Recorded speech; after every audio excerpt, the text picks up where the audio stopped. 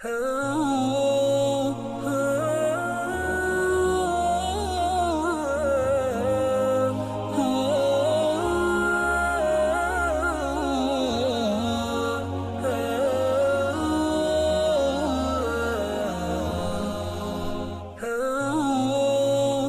رضی اللہ عنہ کی معاون مددگار 3 قوتیں ہوں گی.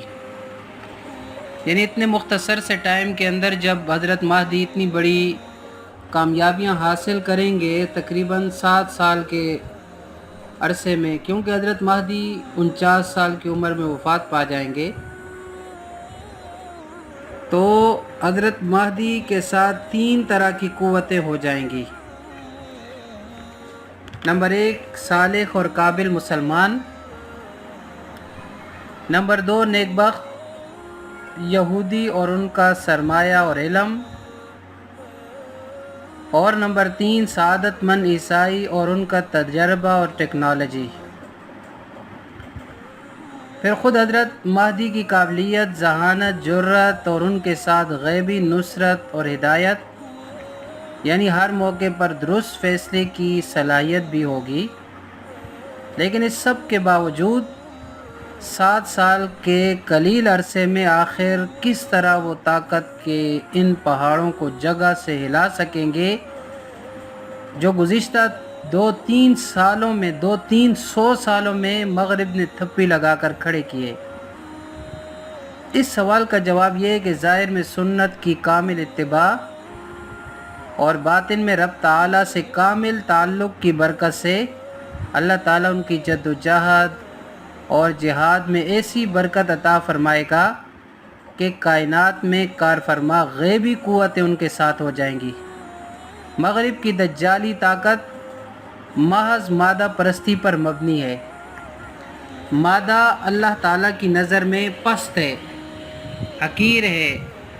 اللہ تعالیٰ کو پرواہ نہیں کہ وہ حقیر اور نفس پرست لوگوں کو یہ حقیر چیز دے دے. لیکن اس کے مقابلے میں حضرت مہدی اور حضرت عیسیٰ علیہ السلام بلند مرتبہ روحانی شخصیات ہوں گے. ان کو غیر معمولی کرامات اور معجزاتی طاقت دی جائے گی. دنیا کے ختم ہو جانے کا وقت قریب ہے، یہ حضرت مہدی کے الفاظ ہوں گے. اس لیے میں تمہیں اللہ تعالیٰ اور اس کے رسول صلی اللہ علیہ وسلم کی ان کے احکام پر عمل، باطل کو ختم کرنے اور سنتوں کو زندہ کرنے کی دعوت دیتا ہوں. بیعت کرنے کے بعد حضرت مہدی کا یہ پہلا خطبہ ہوگا.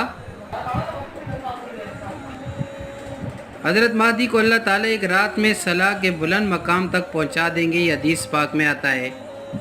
حضرت مہدی کے خلاف نکلنے والا لشکر جس کا سربراہ سفیانی نامی شخص ہوگا، زمین میں دسا دیا جائے گا. یہ حضرت مہدی کے ساتھ امداد ہوگی.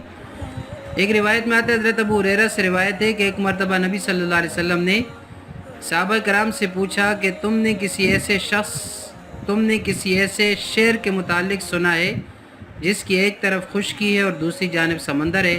صحابہ نے عرض کی، اللہ کے رسول صلی اللہ علیہ وسلم، ہاں ہم نے سنا ہے. آپ صلی اللہ علیہ وسلم نے ارشاد فرمایا کہ قیامت اس وقت تک قائم نہیں ہوگی جب تک بنی اسحاق کے 70,000 افراد اس شہر کے لوگوں سے جہاد نہ کر لیں.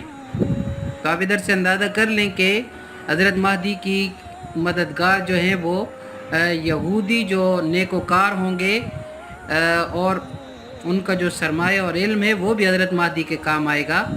چنانچہ مجاہدین جب وہاں پڑاؤ کریں گے تو نہ تو اسلحے سے لڑیں گے اور نہ تیر پھینکنے کی نوبت آئے گی. صرف ایک مرتبہ لا الہ الا اللہ، اللہ اکبر واللہ اکبر کہنے سے شہر کی حفاظتی دیوار کا ایک حصہ گر جائے گا.